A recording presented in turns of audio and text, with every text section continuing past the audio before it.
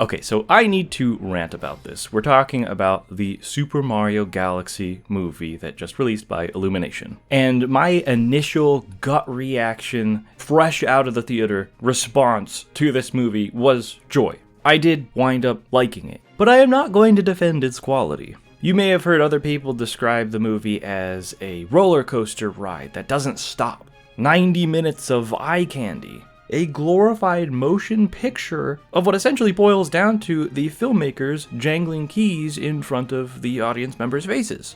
And they're not wrong. Like, that is a perfectly accurate way to explain what you're in for. Structurally, it is messy. That was the intention. Shigeru Miyamoto explained it as this excitement where there's no room for you to catch your breath. Like, I can agree that it is this product.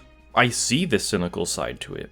Oh yeah, it's pulling from all these modern Mario games that you can buy now. Here's the Odyssey stuff, available on Switch. Sure, Bowser Jr.'s got the paintbrush from Sunshine, and there are actually quite a lot more references to Sunshine than I was expecting, but the form he takes is very reminiscent to Super Mario Bros. Wonder, which just got a DLC release. There are certain sequences that just happen, and they could have been cut out of the movie. The Mario 2 stuff that I was really excited to see in trailers, but disappointed when that really was it. What you see in the trailers, there's not much more to it than that. They introduced these nostalgic characters and it is so cool to see them on the big screen. But then poof, they're just gone out of the story and it has no overall bearing to the plot. Like, I'll get into more specifics later, so this isn't really a spoiler, but Wart, there's that grandiose action sequence, really cool fight choreography, which is just stunning to look at, and the introduction of his character, I love what they did with it. But then he has one more small snippet of a scene afterwards, and you don't see him again. That entire segment could be chopped off of the movie, cut out, and it wouldn't really matter. And there's a few other moments like that. Again, not a spoiler because it was already revealed, but the Honey Queen, she had even less screen time. I don't know why that was in there at all. So some very strange choices in that regard. And I don't think it's wrong to expect more from this movie. You might have some people saying like, oh, well, it's a Mario game, what were you expecting? But I mean, first of all, as an RPG fan, I'm crying here in the corner. Like, there are so many wonderful stories to pull from. The source video game that this movie is based on, Super Mario Galaxy, actually has a lot of fantastic minimalist storytelling. There is some great stuff in there. You have the very poignant backstory of Rosalina that you learn slowly, which was fumbled. They dropped the ball on that and chose not to adapt those elements. And then there was the grand finale, which had Lumas sacrificing themselves to stop the black hole that Bowser forms. Those are pretty interesting concepts for a Mario game to cover. But yeah, none of that is in the film. It's all surface level stuff. Rosalina has an incredible action sequence right at the beginning. And the Lumas are pretty cute. I mean, they're pretty much the stereotypical child character that normally I would find annoying. But I think they were brought to life well enough on the big screen. And then, you know, she gets captured. That was a problem people had in the first movie. Oh, Luigi, the co-star, is kidnapped, so you don't get to see the brothers interacting much. The writers go and do it again with this main central character from the game. So how can you not expect people to get upset from that? Like, Rosalina versus Megaleg, that was so cool. And they don't do anything beyond what was shown in the trailer. She is guardian of the cosmos. She is a goddess, and she's taken by Bowser's little boy. I've been really negative so far, and that's the thing, right? You put on your critic glasses, you watch this thing, you appreciate it for what it is. It has stunning animation, just dazzling visuals the entire time. It has just all these incredible vignettes of things that you'll recognize and love as a Mario fan. It feels, and I know that this is not going to be the last Mario movie because it's making $1 bajillion, but it feels like the filmmakers thought it would be the last Mario movie ever, so they just threw everything they had into this, and it kind of suffers for it. So instead of like nodding to a few different Mario games and centering mainly on Galaxy, what they wound up doing was taking equal parts from Odyssey, from Sunshine. And you have this hodgepodge, this amalgamation of a bunch of different Mario games, so they're all minimally represented and not given enough time to shine, respectively. It's like, here's a bunch of Mario 2 stuff. You're in this casino. Oh, that's pretty clever because of the slot machine minigame at the end of each level if you collect coins. There's pretty much the whole cast of villains from that game. You've got Birdo, Mouser, Wart. But with a snap of your fingers, it's over. And that's it, right? And that's what people mean when they say it feels like shorts.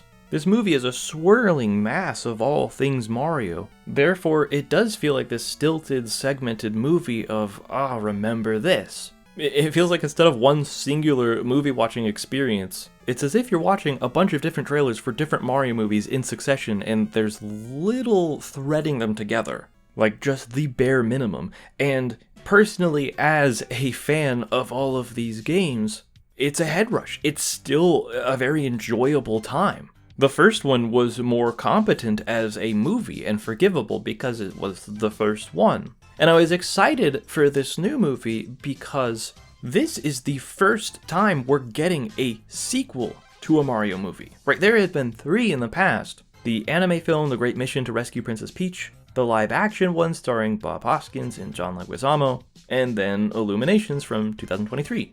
All 3 of those films explore the origin story of the Mario Brothers. And that's all well and good. I love all the Brooklyn stuff. In the beginning, it was nice to see that again after so long. And Nintendo just really moving on from the fact that they're from New York. But I was happy that we're getting a different take. Now that where they come from and how they became the Super Mario Brothers is established, let's see how creative, how weird they can get, pulling inspiration from something that's not centrally just the first game. Film critics still didn't like the first movie, but it was at least structured like one. Whereas this is all over the place, and sure, again, the story was light, and the Galaxy movie doesn't have a complete lack of story. There are some interesting story beats in there, but it ultimately doesn't amount to anything. It doesn't lead anywhere. There's no real character growth. In fact, Bowser has sort of an anti-arc, which is really funny. And I guess I'll just talk about spoilers now, so if you haven't seen it yet, you can stop here. So the writers do this thing where Bowser is living his life under the effect of the mini mushroom that he was given at the end of the prior film. He's stuck living in a dollhouse inside of the castle. And really, he's still hot-tempered, of course, but he's shown a lot of growth and change. It seems sort of superficial at first, like he's trying to get out on good behavior, but his anger is very quickly triggered by Mario, so the fiery spirit within him has not been extinguished. And so we're strung along believing that this is all a facade. Bowser will go right back to his old ways as soon as he becomes his normal size again. And he coaxes Mario into hitting him so that the effects of the mushroom will wear off. And slight nitpick, but that's not how it works in the games. But regardless, that happens. And instead of attacking Mario or making a run for it, there is quite the nice and unexpected subversion, with a reference to Super Mario RPG to boot, where he just gives Mario a big old smooch and thanks him. And he's kind of part of the group for a little bit.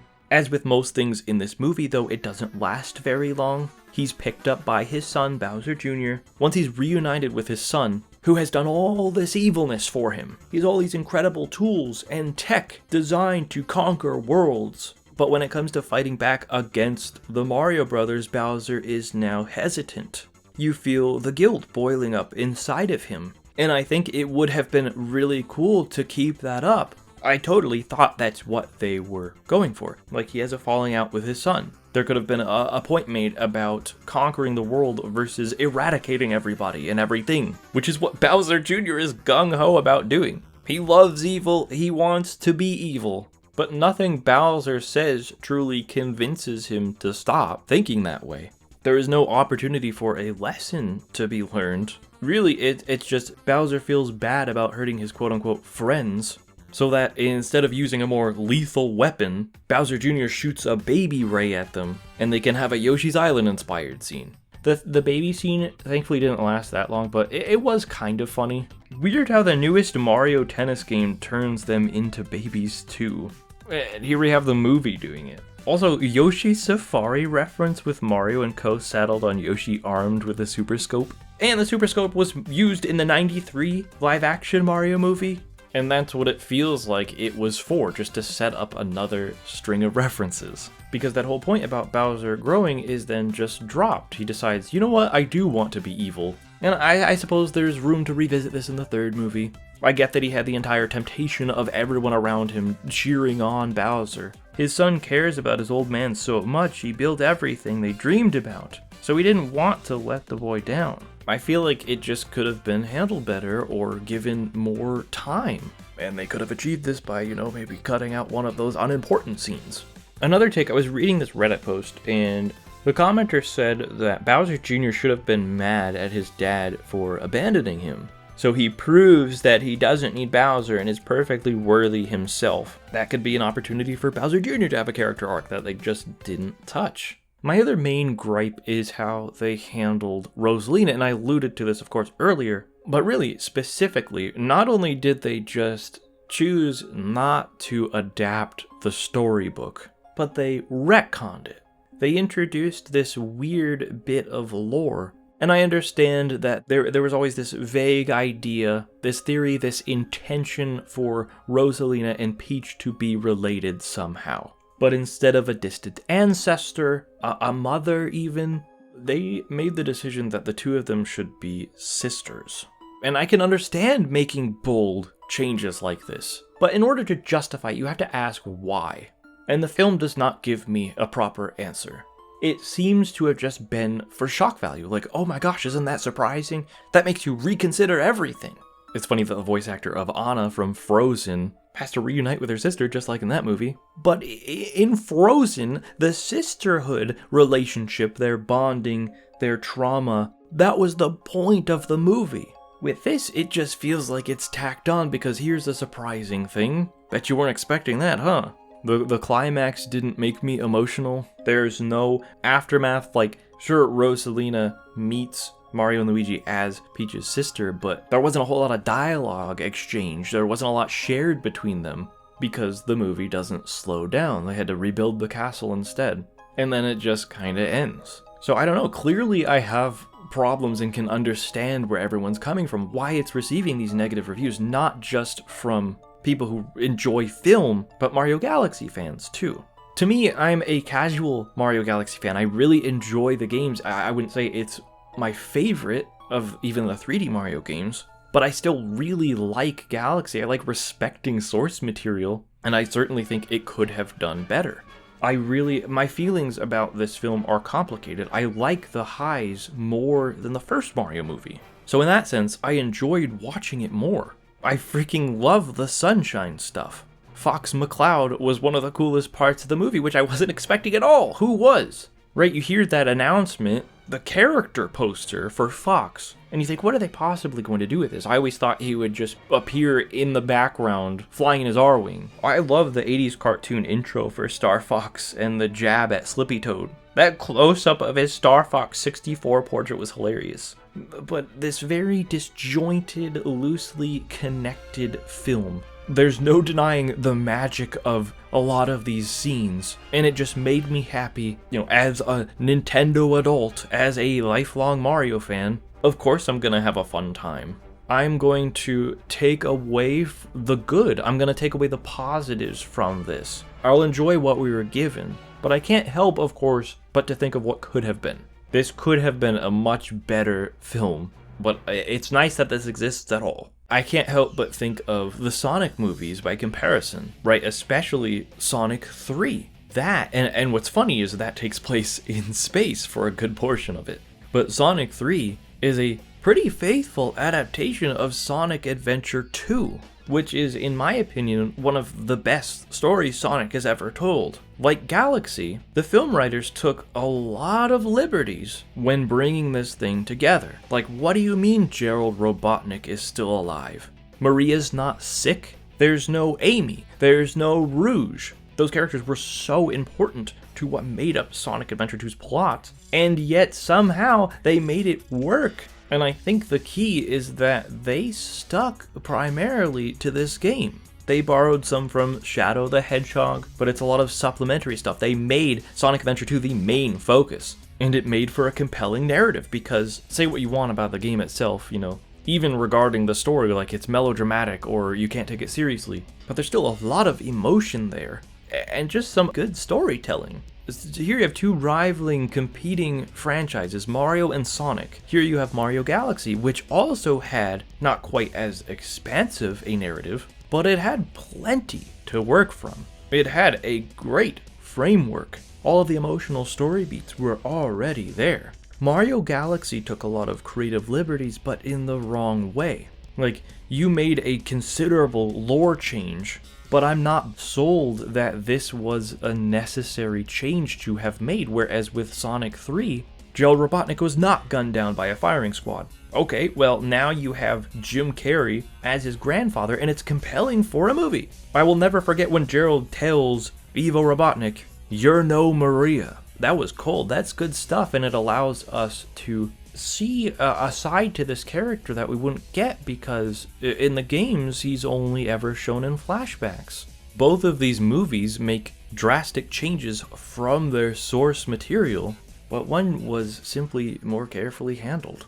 One more parallel to the Sonic and Mario movies. I thought it was so funny that both Bowser and Dr. Robotnik have dreams of building an amusement park to their likeness. You've got the Bowser planet and then Eggman Land. And it's a bonding point for both Bowser and his son, and Ivo Robotnik and Gerald. So I do recommend this movie. If you're a Mario fan, go ahead and watch it, form your own opinions. When I first walked out of that movie theater, I had a smile on my face. I was joyous. I had problems with it. Even then, I wanted more from Bowser's character arc, for example. I did really enjoy the relationship between Bowser and his son. There were a lot of sweet moments. The puppet show was incredible. That was so well done. Like, you had the stylistic change. You see Bowser Jr. in his bedroom just enamored by his father's storytelling. That's so cool. The Bowser Jr. puppet reminded me a little bit of Baby Bowser 2 from Yoshi's Story. I'm not sure if that was intentional. They nailed the dynamic of these two, so that was a joy to see. I do like in the Super Mario Bros. 2 themed casino how there was some clear galaxy influence, with it being this giant cube where gravity shifts depending on where you're moving to. So the wall becomes the floor, or the opposite wall becomes the ceiling. There's a lot of cool camera shifts. The cinematography, the fighting choreography, that was probably the best action scene in the entire film. So it wound up being a highlight, even though before I said, oh, it could be cut because it's unnecessary. Both can be true. It's conflicting. That's why I'm so back and forth on this film. I can pick it apart here and there. I have all these negative points to say about it, but at the end of the day, it still delighted me. I thought the movie was genuinely very funny, too. It had a lot of slapstick. For the most part, the jokes landed. I was chuckling for a good portion of the movie. There were some eye-roll moments, though. I don't like, for example, when Mario's critiquing Bowser's painting and he just says, "It's trash." Sure, Chris Pratt's Mario would say that, but not the joyous, whimsical Charles Martinet Mario. Oh, and there were a couple of slow-mo moments. I hate that. I can't stand that. It's like the Wilhelm scream to me, when the character's voice pitches down and everything's slow. But there were fewer needle drops, meaning there wasn't a whole lot of licensed music, and the ones that they did have actually fit really well. It was funny. So they used a lot of Mario Galaxy and Greater Mario music, orchestral versions of these incredible songs. Much like the scenes in the movie, I wish there were more longer versions of these songs playing. They're pretty short-lived, and a lot of the times the music doesn't get the chance to swell. But I was very happy, for example, to hear the Super Mario Sunshine boss theme when they're fighting Bowser Jr. I liked the Mario Galaxy songs that were in there. So it sounds and looks amazing. Really, all of this is by design. It's supposed to be an Easter egg hunt. The creators want you to scan the background to try and find all of the small details you can as homages to previous games. I wanted to look at the screen and clap my hands when I saw the EGAD logo on Kamek's coffee mug. Then that allows it so that you can headcanon EGAD to have invented all of this stuff that Bowser Jr. is now in possession of. The movie treats it like he's a boy genius, when maybe they've got EGAD tied up in the basement. That would make more sense. If you are a Mario and Greater Nintendo fan, you're going to get every single callback character and reference that they include, and a little part of your brain lights up. If you want all that while having something very pleasant to look at and listen to, you'll probably enjoy this movie. It is a good time. I had a good time watching it, but I am not defending it. I don't think that this is a good overall movie, but I like it. I don't think that this gets a pass because it's a quote-unquote kids movie. That is a very poor argument. There are a lot of very thoughtful, intricately made movies with kids as the target audience. This movie doesn't need defenders. And of course, that is just my opinion. If you genuinely think it is a good film, I would like to hear from you. For the next one, I don't know how you can make the stakes even higher than space. Based on this trajectory, they may listen to feedback and focus in more exclusively on one particular game, which is what I'm hoping for. But since it is already taken from so many different ones, I don't quite know how they're going to go about it. I've heard some people speculate Mario Land because Daisy is the big post-credits reveal character, and that would be a great opportunity to introduce Wario, since Wario's debut game was Super Mario Land 2. In the inevitable sequel, I hope there is more cohesion. Maybe they'll take from the comics that had Mario and Wario grow up together. There's a lot to explore there. If we are getting Wario, I want it to focus a lot on Wario as a character, because he has this potential to be a villain. He has been a villain in the past, but he's also this anti-hero from the Wario Land games. There's WarioWare, Wario World, the mischief he gets up to with Waluigi in the sports games. He can do the right things for the wrong reasons. There are plenty of Mario characters who are flat, but Wario is not one of them. There is a lot there, so let's reduce the amount of characters. If you want to make a Smash Brothers movie, let's do that separately.